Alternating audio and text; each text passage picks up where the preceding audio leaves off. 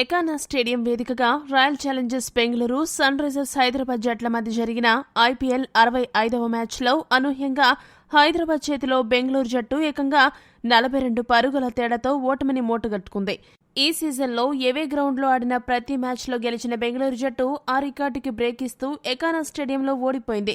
దాదాపు 20 రోజుల బ్రేక్ తర్వాత బెంగళూరు జట్టు తిరిగి ఈ రోజు మ్యాచ్ ఆడడం జరిగింది. అయితే ఈ విరామం బెంగళూరు జట్టు గెలుపు లయని కాస్త దెబ్బతీసిందనే అనుమానం కూడా కలుగుతుంది. హైదరాబాద్తో జరిగిన మ్యాచ్లో గెలిచి టాప్ 1 స్థానానికి చేరుకోవాలనుకున్న బెంగళూరు జట్టు ఆశలపై హైదరాబాద్ జట్టు నీళ్లు జల్లింది. మరికొన్ని రోజుల్లో ప్లే ఆఫ్స్ మొదలు కాబోతున్న తరుణంలో టేబుల్ టాపర్ గుజరాత్ జట్టు గత మ్యాచ్లో లక్నో చేతిలో దారుణంగా ఓడిపోగా ఇప్పుడు తాజాగా టేబుల్లో టాప్ 2 స్థానంలో ఉన్న బెంగళూరు జట్టు హైదరాబాద్ చేతిలో పరాజయాన్ని మూటగట్టుకుంది. ఫలితంగా 3వ స్థానానికి పడిపోయింది. దీంతో ప్లే ఆఫ్స్ రేసులో టాప్ 2 స్థానాల కోసం జరిగే పోరు ఆసక్తికరంగా మారింది. మొదటగా గుజరాత్ జట్టు టాప్ 2లో నిలవాలంటే వారికి మిగిలిన చివరి మ్యాచ్లో చెన్నైపై తప్పక గెలిచి తీరాలి. ఆ మ్యాచ్ గుజరాత్ గెలిస్తే చాలు, ఎవరిపైనా ఆధారపడకుండా టాప్ 2లో నిలుస్తుంది. అందుకు కారణం ప్రస్తుతం పంజాబ్కి తప్ప ఇంకే జట్టుకి 20 కంటే ఎక్కువ పాయింట్స్ సాధించే అవకాశం లేదు.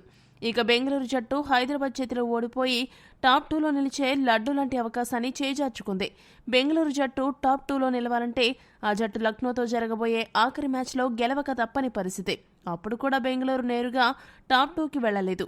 ఇటువంటి పరిస్థితుల్లో బెంగళూరుకి లైన్ క్లియర్ అవ్వాలంటే గుజరాత్ లేదా పంజాబ్ జట్లలో ఒక జట్టు ఒక మ్యాచ్ ఓడిపోవాలి. అంతేకాదు పంజాబ్ ఎక్కువ మార్జిన్తో ఓడిపోవాలి.